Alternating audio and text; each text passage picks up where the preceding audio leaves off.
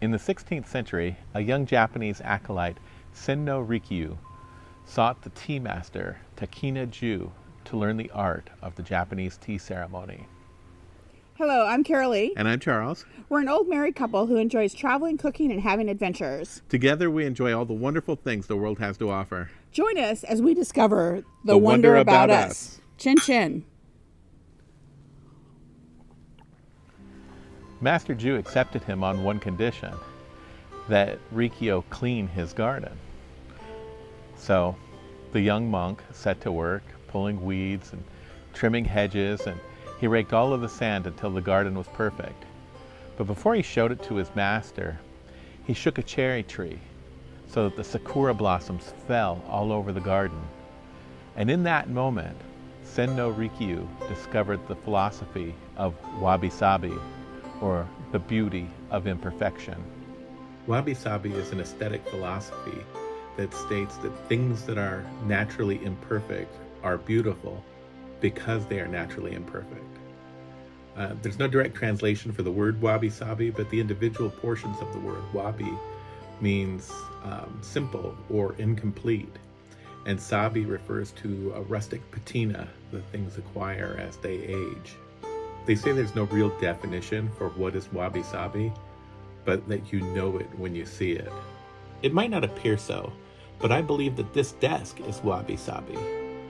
When you run your hand across the surface, you can feel the matte finish of the varnish until you get into this area here that's been worn silky smooth by my hands working on it for decades. And if you look closely, you can see blobs of paint and dried bits of glue that are left on here, stuck permanently from craft projects I've done. And if you look even closer, you'll see engravings of words that I've written and drawings I've made, so much so that they still affect the drawings that I make now, and you can see them to this day.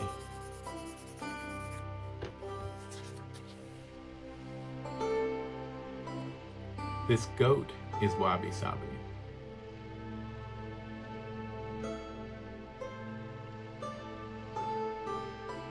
This toilet definitely is wabi-sabi.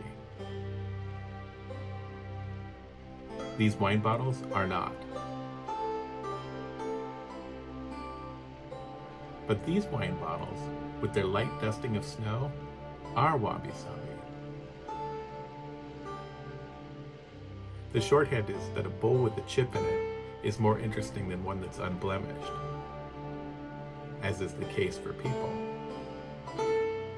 Japanese craftsmen will often repair an object with glue mixed with gold dust to show off the beautiful natural pattern of the crack and the beauty of the sentimentality of an object that wasn't simply thrown away but lovingly repaired.